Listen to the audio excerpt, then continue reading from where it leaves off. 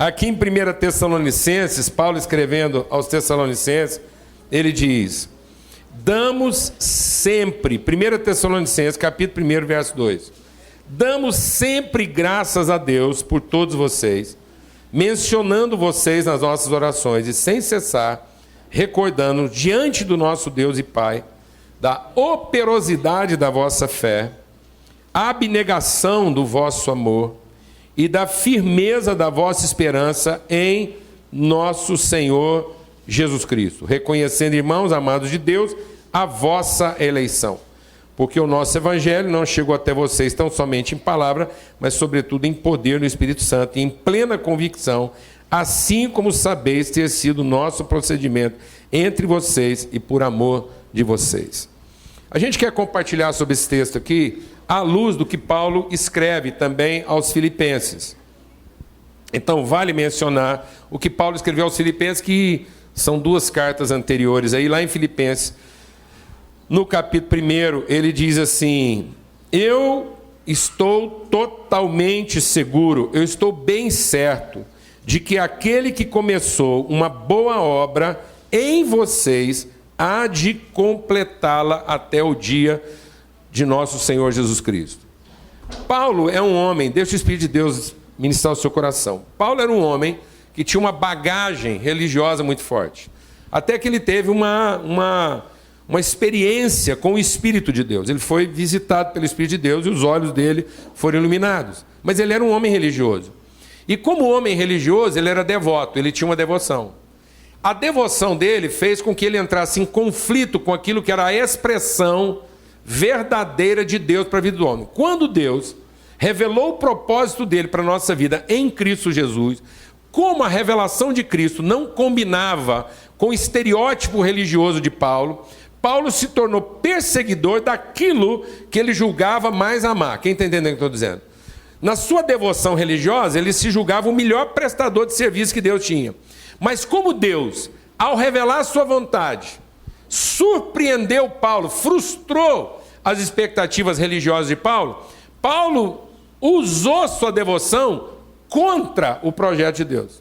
Fez com que ele entrasse em conflito. E é isso que é importante, porque a partir do momento que Paulo entendeu isso na própria vida, todo o empenho de Paulo nas suas cartas é para que nós entendamos que a principal obra do Espírito Santo de Deus na nossa vida, a principal obra do Evangelho, que o Espírito Santo de Deus revela ao nosso coração, é na transformação do nosso entendimento. Porque Paulo tentava ajustar seu comportamento, mas o entendimento dele estava cego. E ele escreve sobre isso, ele diz que o nosso adversário cegou o nosso entendimento e nos tornou pessoas de muita devoção religiosa, mas pouco entendimento espiritual. Então nós temos uma paixão religiosa muito forte, mas nós não tratamos isso com racionalidade, a ponto de Paulo nos desafiar o quê? Sacrifique a sua maneira humana de pensar. Você não vai experimentar a vontade de Deus, a não ser que você entenda que a nossa maneira humana de pensar, ela é contrária à vontade de Deus. A gente aprendeu a pensar de forma contrária àquilo que é o propósito de Deus.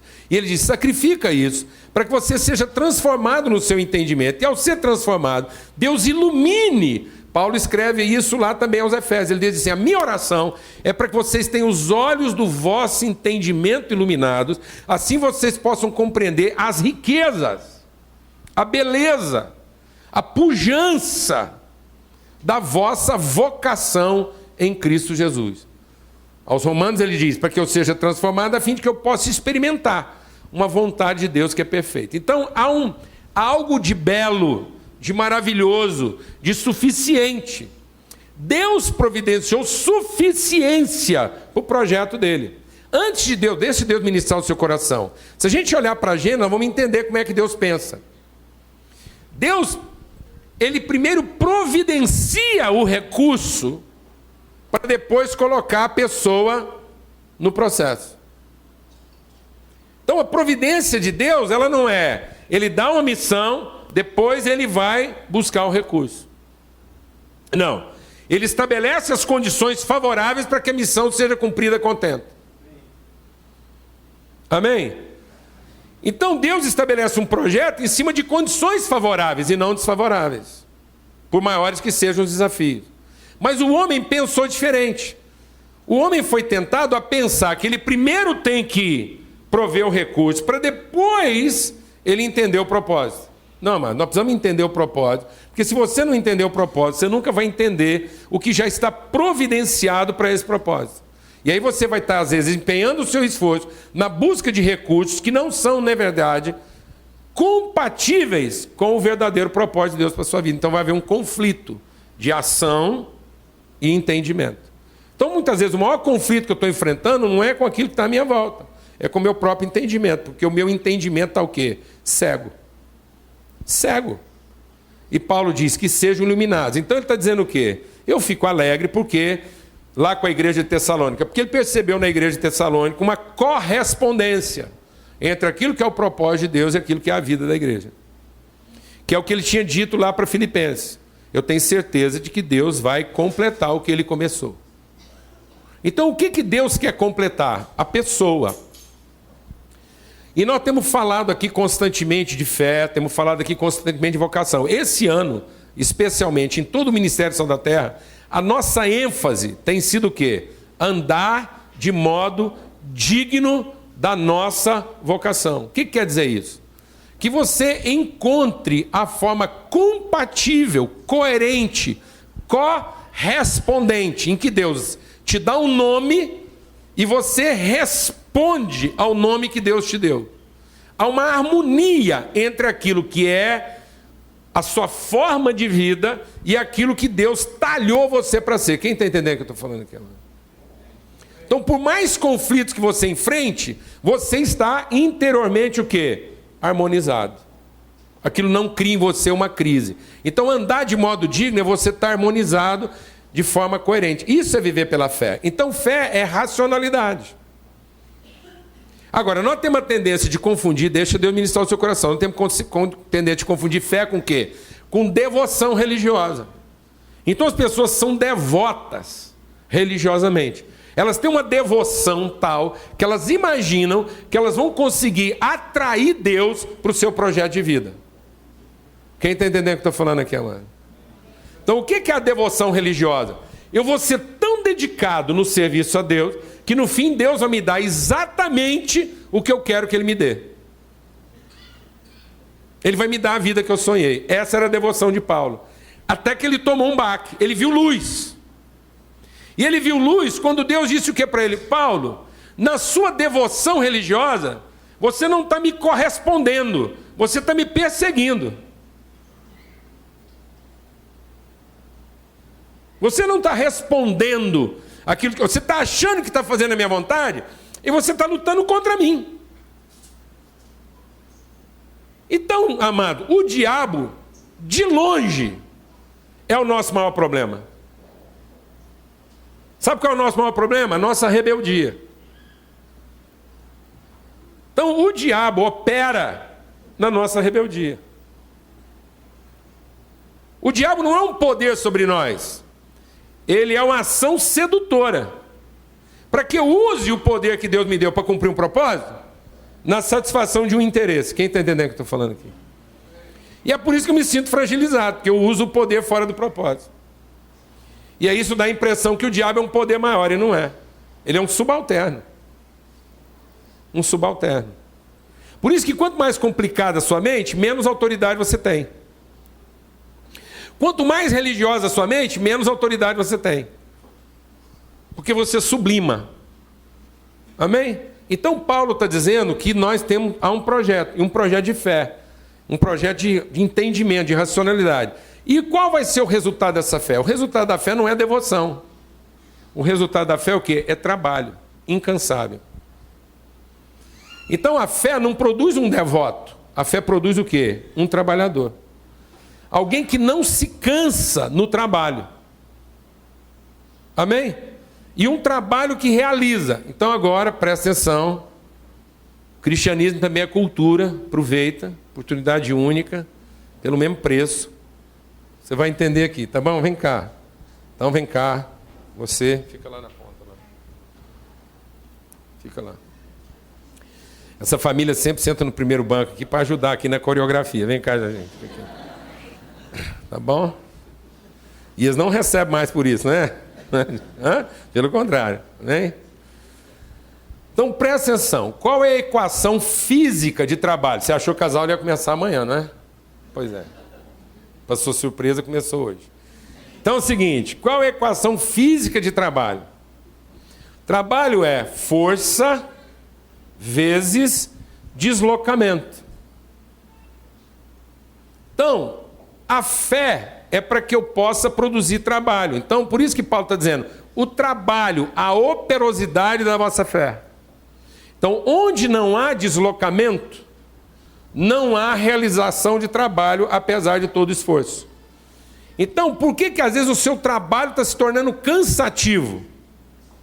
Porque você está empreendendo muito esforço, sem nenhum deslocamento.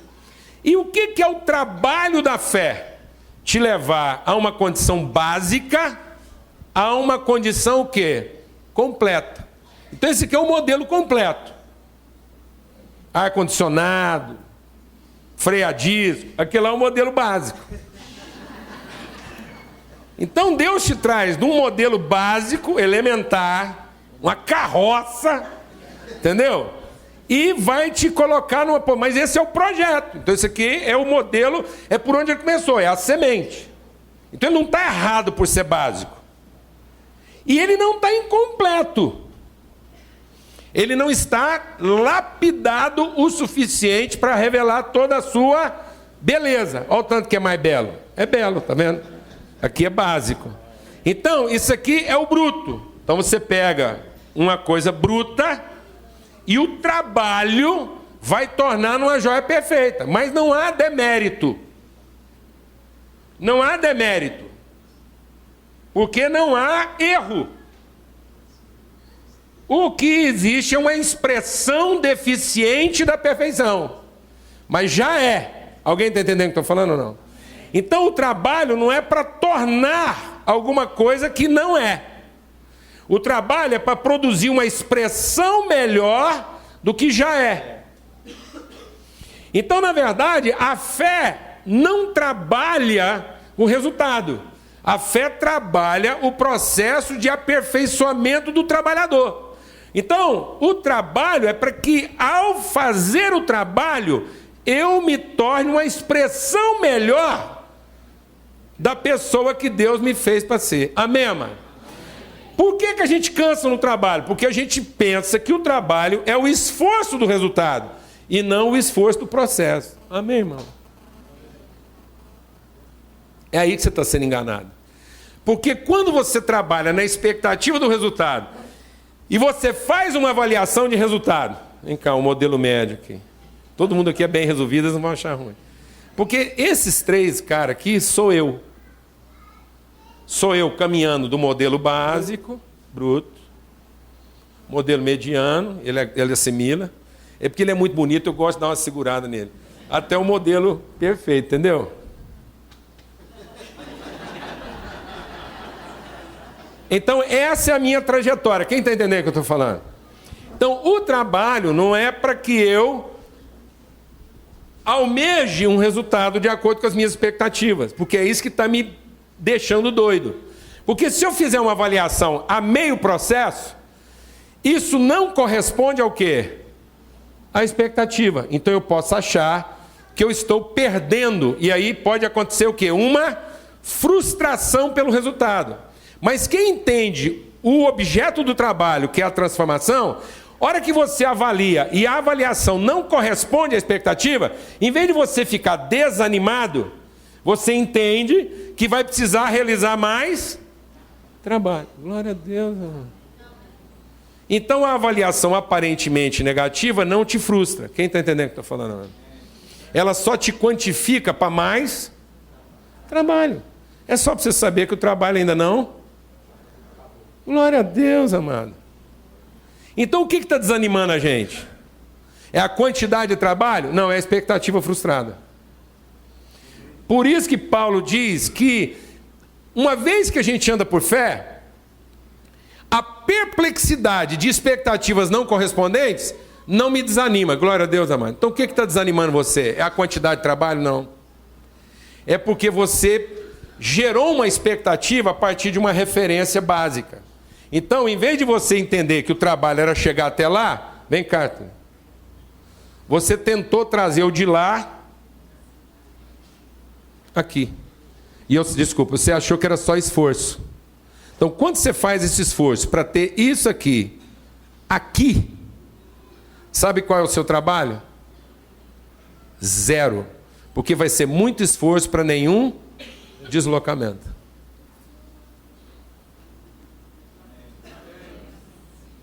Entendeu, irmão? Por isso que o trabalho de Deus em nós chama-se caminho. Pode ir para lá. Caminho.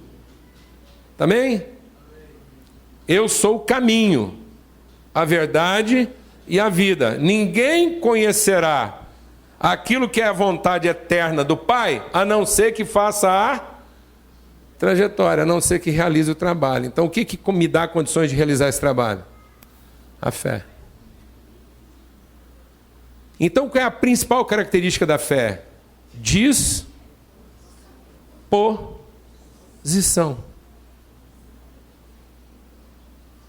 Você aceitar ser movido por Deus daquilo que é essa estática burra que nós enfiamos na cabeça.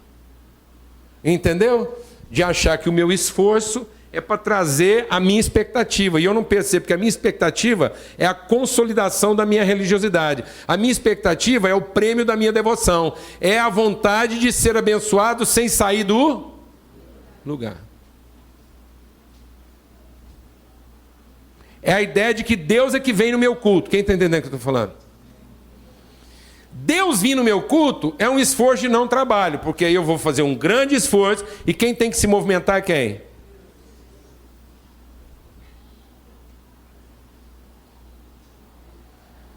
Entendeu? Então aquele maridinho vai dar trabalho, porque ele está obrigando você a se deslocar o quê? Sempre, mas você queria um marido que viesse onde você está, entendeu, mulher? Aquela mulher vai dar trabalho, porque não é a mulher que vai vir até você, é você que vai ter que caminhar até ela, glória a Deus, amado. Aí você entendeu porque ela é meio complicadinha, porque é para te forçar o deslocamento, glória a Deus, irmão. Posso ouvir um amém? Agora você entendeu porque ela é meio distraída, é para te forçar o deslocamento, glória a Deus, amado. Aleluia, irmã. Amém? Pode sentar lá, obrigado. Então, quando eu entendo isso, a perplexidade não me desanima. Ela apenas me quantifica para mais o quê? Trabalho. Eu tenho um amigo que a gente já conversa assim, quando a gente encontra um com o outro, ele vira e fala assim, como é que você está? E se um dos dois responde assim, estou cansado, a pergunta seguinte para nós dois é, você está cansado ou está com preguiça? Porque às vezes eu estou confundindo cansaço com preguiça. Porque na verdade eu não estou cansado. Eu estou com preguiça do deslocamento. Por isso que a principal característica da fé, por mais que você trabalhe, não é cansaço. É o quê? Disposição. Você trabalha e mesmo com resultados aparentemente negativos, você continua tendo o quê? Disposição. Por isso que o chamado da fé para Abraão foi dispõe-te. Então o que Deus está chamando você essa manhã? Qual que é a obra de Deus que Deus vai completar na sua vida? Se tornar uma pessoa o quê? Disposta. Uma pessoa não entronizada. Glória a Deus, amado.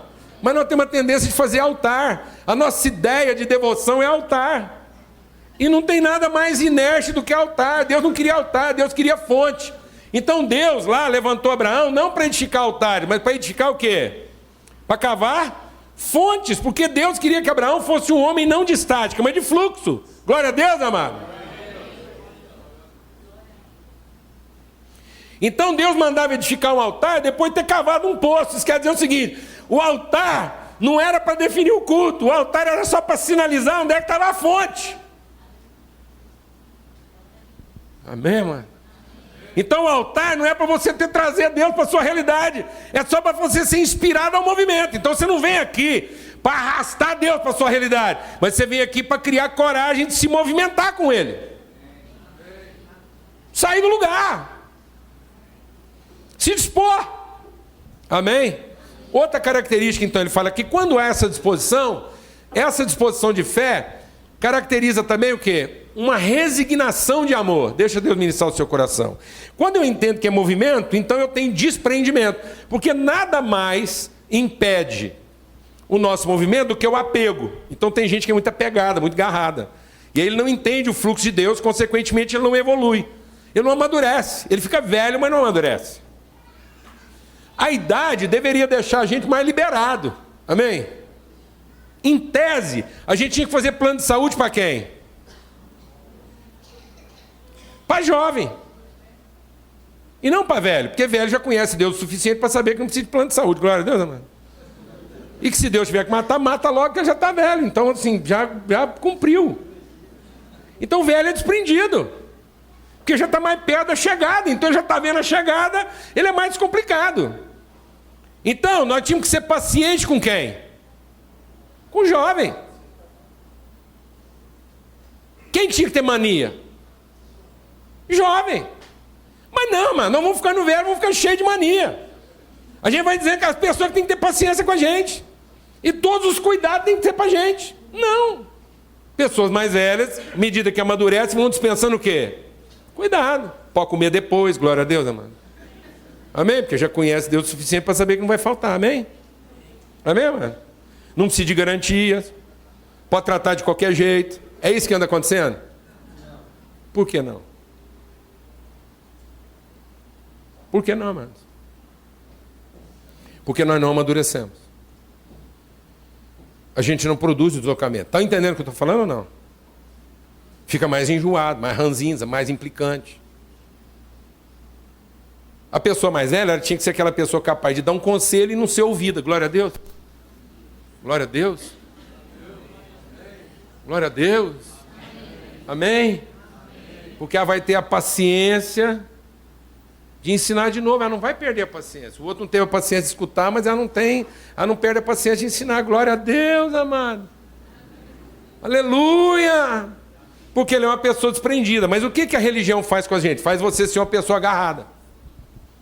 Então Paulo ensina isso para a gente porque ele passou por um punhado de pendengue. Então teve uma situação que deu tudo errado na vida de Paulo. Tudo errado, o barco afundando, ele está preso, aquele negócio. Mas Paulo tinha convicção tão profunda de salvação, e ele não tinha salvação numa perspectiva de uma circunstância. Ele tinha salvação na perspectiva de um projeto. Ele sabia que ele está dentro de um projeto. Então o que está salvo não é a circunstância de Paulo. O que está salvo é o projeto Paulo de Deus. Amém? Amém, amado? Deus não vai salvar a sua circunstância. Deus tem compromisso com o projeto. Há um projeto. Há um projeto neto aqui de Deus. Então, independente das circunstâncias, é importante que você esteja apegado ao quê? Ao projeto. E estando apegado ao projeto, você aceita o quê? O deslocamento. E porque você aceita o deslocamento, você é desprendido. Mas se eu for um cara religioso, quando Paulo estava lá afundando, se ele pensasse salvação, ele pensava assim, bom, Deus vai me salvar, nem que seja através de uma taubinha. Aí o navio afundou, sobrou uma tábua. Aí Paulo ia lá e fazia o quê? O que o cara religioso faz? Olha que está desesperado, ele vê Deus passando e ele garra com Deus. Irmão, o trem está ruim para você, o negócio está feio, essa doença, essa crise financeira, que é o seu casamento agora. Seguinte, meu irmão, garra com Deus. E a gente acha que a gente não dá conselho? Irmão, agora garra com Deus, garra aí, pega na taubinha e a sua salvação. Aí pronto, passa lá, o cara chega na praia, o que ele faz? Ele não larga a tábua. Ele não larga a tábua, porque agora a tábua representa a sua tábua de salvação. Vou te falar o que ele vai fazer da tábua. Um pedacinho dela vai fazer um pingente. O outro pedaço ele vai pôr na carteira. O outro pedaço ele vai enfiar dentro do travesseiro. O outro pedaço ele vai fazer chá e dá para a mulher dele tomar chá de tábua de salvação. Está entendendo o que eu estou falando ou não, amado? Depois ele vai pregar um punhado de tabuinha daquela, uns pedacinhos em cada canto da empresa dele para desmacumbar a empresa. Você nunca viu isso, né, irmão? Nunca, nem passa perto. Meu Deus do céu! Não, quando você é uma pessoa bem resolvida, se tiver lá, tá lá aquele afogamento, todo mundo dentro d'água, tiver mais 10 com você, passa uma tábua, o que você faz? que você faz, irmão? Você empurra ela. E fala assim, ó, pega que essa é sua. Aí vem uma segunda tábua, o que você faz? Empurra ela. Depois você entregou 10 tábuas, a hora que tiver todo mundo com a sua tábua, eles perguntam assim, e você? Fala, a minha está chegando. Glória a Deus. Porque se eu tiver que morrer sem tábua aqui, eu vou morrer uma pessoa completa e não desesperada. Glória a Deus. Se não aparecer minha tábua, é porque eu cheguei no caminho. Glória a Deus, amado. Aleluia, irmão. Aleluia, irmão. Mas, se vier a tábua, é sinal que eu tenho mais trabalho. Porque eu fui salvo não para achar que acabou. Eu fui salvo para continuar o quê? Trabalhando. Se aparecer uma tábua, é sinal que não está completo. Vem mais naufrágios por aí. Glória a Deus, amado. Aleluia, amado. Então, se aparecer a tábua, você não folga, não. É sinal que vai ter outros naufrágios. Glória a Deus. Posso ouvir um amém? Amém. Que não é desse que você vai morrer. Se você não vai morrer ainda, é porque o quê? Mais trabalho. Então, você tem desprendimento. Posso ouvir um amém? Amém. Então, às vezes, você está agarrado com coisas lá. Então, quando a gente era tosco, a gente queria um carro achando que o carro era para transportar a gente. Até que a gente se aperfeiçoa. Entende que aquilo é para abençoar os outros. Que casa é para abençoar os outros. E aí você começa a ter mais desprendimento. Porque tem pessoas aqui que Deus deu tanto recurso para eles, mas eles são enquadrados. Eles são nazistas. Eles são até gente abençoada, mas tem que marcar hora, dia, não pode chegar de qualquer jeito. Alguém aqui sabe o que eu estou falando ou não, amado? Em nome de servir bem. Então eles não têm desprendimento. Eles não estão preparados para um naufrágio assim em qualquer momento e sair distribuindo tabuinha. É até gente boa de coração, mas é totalmente controlada. Então, não, amado, desencana. Seja mais desprendido. Deixa Deus trabalhar na flexibilidade dos processos. Deixa ser surpreendido. Ó, a semana atrasada, aconteceu um negócio fantástico comigo. Quem conheceu o reverendo Weber e a pastora Márcia? Eles estiveram no nosso retiro o ano passado. É o casal que batizou a Lana, fez o nosso casamento, é o cara que me ordenou para o ministério. Eles têm uma posição muito importante na nossa vida. E desde que eles mudaram para o Rio de Janeiro, eu nunca tinha ido na casa deles. Isso tem 30 anos. E aí eu fui fazer uma reunião de pastores lá em Mesquita, perto de Nova Iguaçu, lá na periferia do Rio. E eu convidei o reverendo Weber e o filho dele. E eles foram. A reunião era de manhã. Eu desci de Nova Friburgo, já cheguei para a reunião, ele estava lá. A reunião começou às 10, já era meio-dia e tal, e a reunião lá correndo. Quando terminou a reunião, eu falei pro reverendo Weber e pro Benjamin, se você estiver tranquilo, a gente podia almoçar junto para estender nosso tempo, porque agora eu vou ter reunião só à noite. Ele falou assim, não, beleza, a gente vai almoçar junto e tal. E ele deu uma afastadinha, voltou, falou, tudo certo para a gente almoçar junto. Eu pensei, certo, ele ligou lá para a família falar que não ia mais, que nada. E virou para mim e falou assim, nós vamos comer lá em casa. Ele fez exatamente o que todo homem gosta de fazer e mulher detesta. Não. Ele avisou para a mulher, 15 para uma, meu. Que ele estava levando um amigo de muito tempo para comer em casa. Você pensa. Aquilo tinha tudo para acabar com o culto. Tinha tudo para ser o Satanás depois de uma reunião muito boa.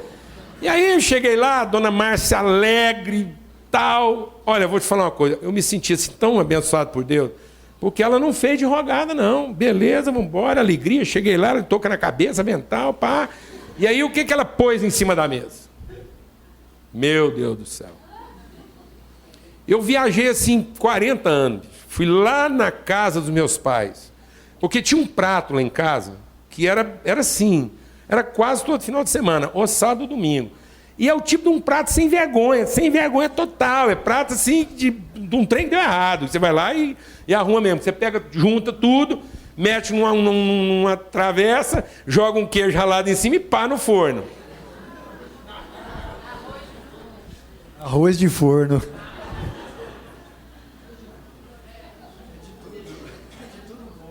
Mas pensa o resgate emocional. Um cara trabalhando, viajando, para baixo, para cima, aquela coisa, muita pressão, muita dificuldade. Eu chego na casa da pastora Márcia, servido por ela, um arroz de forno. Foi pura emoção, fui às lágrimas.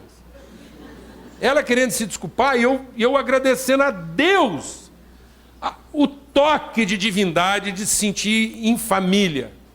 Um povo que eu amo e que eu tinha saudade há 30 anos. Sentado. Não tinha maneira melhor de Deus dizer para nós ali que a gente era o quê? Família. Mas se você encana, amados, você perde isso. Porque não tem o quê? Desprendimento para fazer a caminhada. Você entendeu o que eu estou falando? Alguém está entendendo o que eu estou falando?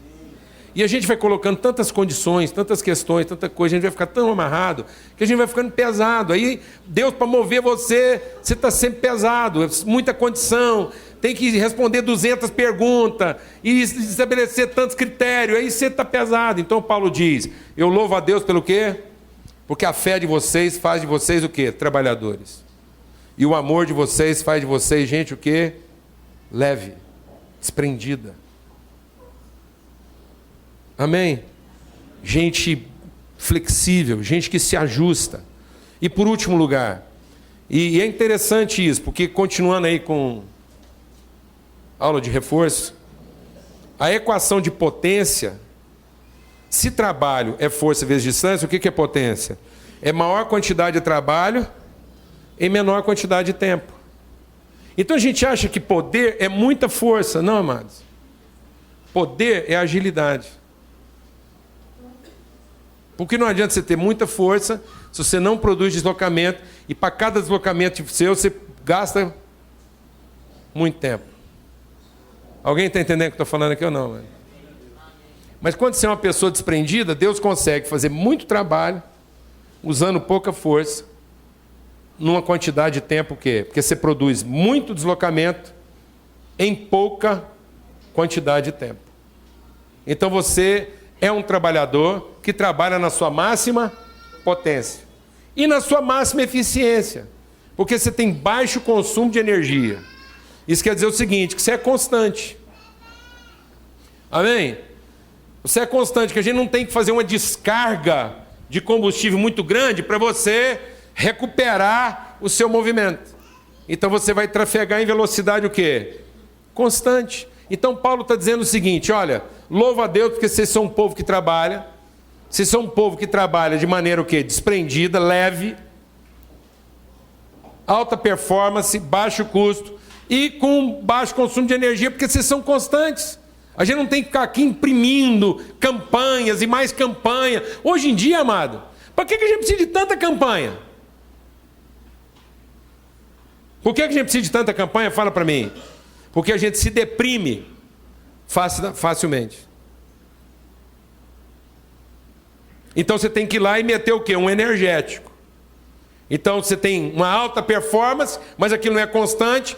Primeira dificuldade, você se deprime facilmente, porque você não entendeu a relação de trabalho, aí você só funciona a custa de quê? De energético. Tem que pilhar você. Não, nós não temos que ser gente pilhada. Nós não temos que andar atrás de altos e baixos. Não, nós temos uma consciência transformada, nós entendemos que essa história está sendo o quê? Contada. Você está aqui escutando? Quem está escutando? Quem está escutando? Sabe o que isso quer dizer? Que a história está sendo contada. Se você não estivesse aqui escutando, é porque a história acabou. Entendeu? Amém? Então pronto. A sua história está sendo o quê? Contada. E ela é de acordo com um projeto que vai terminar onde? No perfeito. E o trabalho é você aceitar esse deslocamento que Deus quer produzir na nossa consciência, no nosso entendimento, da maneira mais desprendida possível e com a constância necessária para que eu chegue lá. Pronto. Glória a Deus. Paz sobre a sua vida. Paz sobre a sua vida. Você não sabe como é que vai ser minha segunda-feira amanhã? Ótimo. Significa que você tem muito o quê? Trabalho. Glória a Deus, amado. E o que é a principal coisa que vai ser trabalhada a partir de agora? Você. De modo que essa semana braba que você tem para enfrentar não vai produzir em você o quê? Desânimo.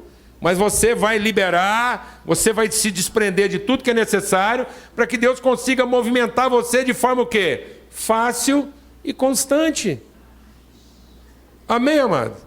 Você crê nessa palavra? Recebe isso agora. Fala com Deus. Fala, Deus, eu tenho sido canseira. Porque eu projetei tanta coisa, eu expectei tanto, eu imaginei tanta coisa. E aí o trabalho está sendo gasto, toda a energia está sendo gasta comigo. A minha relação de potência está equivocada. Eu me tornei uma coisa antiquada. Porque a energia que eu consumo não é correspondente ao trabalho que eu podia produzir. As pessoas têm que gastar mais tempo comigo do que aproveitando tempo comigo. Eu me tornei um peso. Um peso. Eu dei um peso para o Senhor, um peso para minha família. Eu que devia ser a pessoa que alivia, me tornei a pessoa mais pesada. Todo mundo preocupado comigo, e cuidado, ele é muito assim, vê lá como é que você vai falar com ele, seu pai é desse jeito, cuidado meninas, seu pai é assim, cuidado, sua mãe, sabe como é que é sua mãe, pega leve, pelo amor de Deus, se você é essa pessoa que tem que ter todo o cuidado para tratar com você, então você é um religioso, se não tiver que ficar escolhendo um lado para entrar em você, você é um religioso, um devoto. Isso é um altar que tem que ser venerado. Não, amados. Os altares eram para identificar: aqui tem fonte, aqui tem fluxo, aqui tem vida. Qualquer hora que você chegar aqui, tem vida. Não tem que marcar a hora. Eu acho engraçado, as pessoas falam assim: liga. Eu acho isso engraçado. Liga e fala assim: te acordei? Falei, acordou, hein? Não queria te incomodar. Falei, não é o caso. Eu estava dormindo, acordei, para quê? Para que você acorda? Para trabalhar, ué. Isso é incômodo? Não, você só espera eu dar uma lavada na cara, pegar um ar aqui, vamos trabalhar. O que é o negócio? Mas eu não queria estar incomodado. Eu falei, então me ensina. Me ensina, que eu quero aprender. Cheguei com o irmão agora, estava com o irmão no carro. Estou com o irmão no carro, ele vira para mim e fala assim: não precisa você ir até lá não. Você pode me largar a tal lugar. Eu falei, me ensina. Que eu preciso aprender a hora que eu for pegar uma carona com você.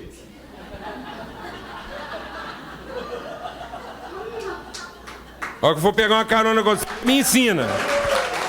Vou entender como é que funciona, eu quero aprender, ué.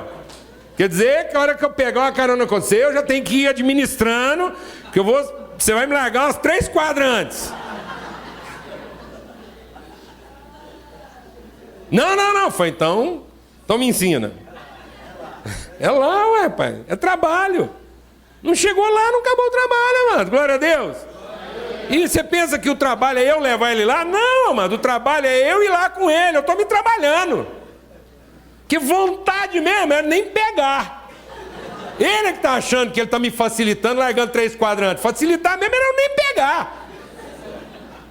Pegou? Entrega, ué. Vamos acabar outra. Glória a Deus, amado. Aleluia. Amém. Aleluia. Tem que ligar de madrugada, glória a Deus. Só dá um tempo, só tomar uma água, fazer um gargarejo. Mas nós está aqui, pega, garra. Aleluia. Não fala para mim que está me incomodando, não. Porque senão você é uma das pessoas para quem eu não ligo. Se você está preocupado em ter me incomodado de madrugada, eu já vou anotar seu nome lá, fulano de tal. Não ligue de madrugada porque ele se sente incomodado. Vida é trabalho. Trabalho é desprendimento. E trabalho é constância. Amém? E essa é a fé que vence o mundo. Deus quer trabalhar você. Deus quer terminar em você o trabalho que Ele começou. Há um trabalho de Deus sendo feito em nós. Amém? Ele está nos pulindo, Ele está nos lapidando. Hoje eu fui orar com a irmã que vai tirar o apêndice amanhã. Falei, irmã, segura a onda. Isso não é uma operação, isso é uma lapidação.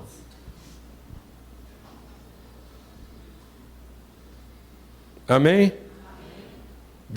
Paulo fala que até naquilo que nós vamos perdendo pelo caminho, Deus está no quê? Nos lapidando. Porque quando a gente entende isso, ele diz, ainda que a nossa carne o quê? Se desfaça, o nosso homem interior se renova. Não há perdas para quem vive pela fé. Porque isso te dá um coração que ama o suficiente para você se desprender. Amém? Glória a Deus. Aleluia. Feche seus olhos agora, fala com Deus. Em nome de Cristo Jesus. Deus, nós cremos que o Senhor há de concluir, o Senhor há de terminar. O Senhor é um trabalhador que nunca largou nenhum trabalho pela metade. Nunca largou um trabalho pela metade. Olha para cá, irmão. Abre seus olhos e olha para cá. Jeremias foi levado lá na casa do oleiro. O oleiro estava fazendo um vaso. Sabe aquelas rodas que o cara fica lá, fica rodando um monte de barro lá, ele vai modelando, fazer um vaso. E Deus comparou aquele oleiro a ele. Ele, Deus. E ele diz que no meio do processo o vaso quebrou. Então, às vezes você vai ficar com a sensação que não é Deus só porque quebrou. E Deus está dizendo o seguinte, sou eu, Deus, e no processo o vaso quebra. E por que quebra? Para você aprender sobre constância, sobre desprendimento, sobre trabalho. Amém? Quando o vaso quebrou, Deus gritou, quem foi que escondeu a Super Bonder? Foi o que ele gritou? Não, porque em casa é desse jeito, né, mano? Basta quebrar que alguém já grita lá. Quem foi endemoniado que tirou a Super Bonder quando eu cheguei aqui? Esses dias, aguenta só mais um minuto. Esses dias eu estava visitando um amigo. Eu precisei de um cabo de celular. Eu posso contar isso, ele vai ouvir essa gravação e ele sabe que é com ele que eu estou falando. Então é o seguinte, eu precisei de um cabo de celular. Aí ele veio trazendo o cabo de celular. Quando eu vi o cabo que ele veio trazendo, eu falei assim, não, eu me recuso. Se eu usar esse cabo que você está me emprestando, depõe contra você. Porque ele tinha pego o cabo de celular dele, enrolou no cabo de celular 1 quilo de fita prateada. Sabe aquela fita prateada quando você vai até caminhão? Não, aquilo tá, porque o cabo foi arrebentando, aqui já não funcionava. Aí você enfiava o cabo, tinha que estar amassando a fita, um rolo. Eu me recuso, isso depõe contra você, depõe contra a sua família, depõe contra o seu ministério. Vamos resolver esse problema, não é possível. O que você já gastou de fita prateada aqui, dá para você ter um estoque de cabo. Para piorar, por uma desgraça, eu entrei lá tipo assim num escaninho, sei lá, um depósito, fui lá pegar não sei o quê, a hora que eu entrei, o que eu vejo?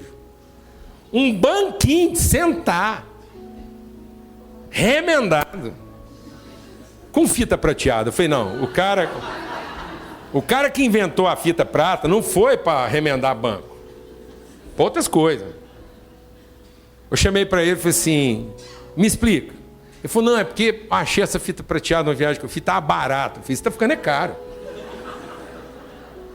Essa fita virou o Satanás aqui, resolvendo tudo.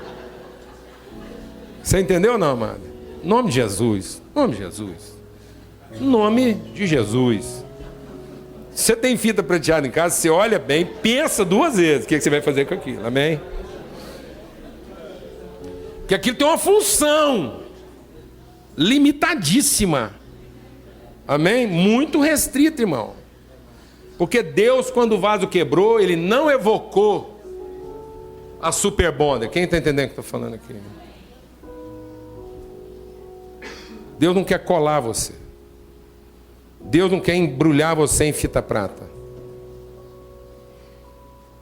Deus é desprendido, tem paciência, é perseverante, é um trabalhador. Ele vai amassar o barro e vai fazer você de novo até você ser a exata expressão da pessoa que você pode ser. Não se contente com menos que isso. Senhor, muito obrigado por esse dia. Muito obrigado porque o Senhor não quer produzir em nós remendos. O Senhor não trabalha com um tubo de cola, nem com um rolo de fita prata. O Senhor é o Deus da perfeição. O Senhor lapida, o Senhor remove, o Senhor tira tudo aquilo que não é parte de nós, até nos tornar a expressão aperfeiçoada e bela e plena de quem o Senhor nos fez para ser. O Senhor há de completar essa obra na nossa vida. Que haja renovo aqui essa manhã, que haja ânimo, Senhor, em nome de Cristo Jesus, que haja ânimo mesmo aqui nos nossos corações, ânimo mesmo, e disposição e fé e renovação para o trabalho, para o amor, para o desprendimento, para a constância. Abençoa esse povo aqui mesmo com perseverança, com constância, um consumo, ó Deus, um consumo ecológico de energia, sustentável. Abençoa esse povo aqui mesmo com desprendimento, ó Deus, um povo leve, um povo, ó Deus, de alto desempenho, em nome de Cristo Jesus. Gente que realiza muito trabalho em pouco tempo, porque não é pesado. E um povo trabalhador, um povo que quando entende, ó Pai, e às vezes nós temos que sofrer mesmo a perplexidade de perceber que depois de tanto trabalho parece que não está pronto. Então que a gente respire o Teu Espírito, se alimente da Tua Palavra e saiba que é porque ainda há mais trabalho. No nome de Cristo Jesus. Faz de nós mesmo um povo, ó Pai, disposto. Em nome de Cristo Jesus. Que nós não sejamos o povo do culto, mas sejamos o povo do trabalho. Em nome de Cristo Jesus. Que a nossa melhor forma de cultuar o Senhor seja a forma disposta, desprendida e constante com que a gente trabalha. No nome de Cristo Jesus. Amém. Que o Senhor resplandeça sobre você o seu rosto e te dê paz. Que o amor de Deus, o Pai, a comunhão do Espírito e a consolação do Espírito Santo de Deus seja sobre ti. Que a graça de Jesus seja sobre ti. Que o amor de Deus, o Pai, seja sobre ti. Que a orientação do Espírito Santo seja em ti, hoje e sempre, em nome de Cristo Jesus. Amém. Vamos em paz. Uma boa semana para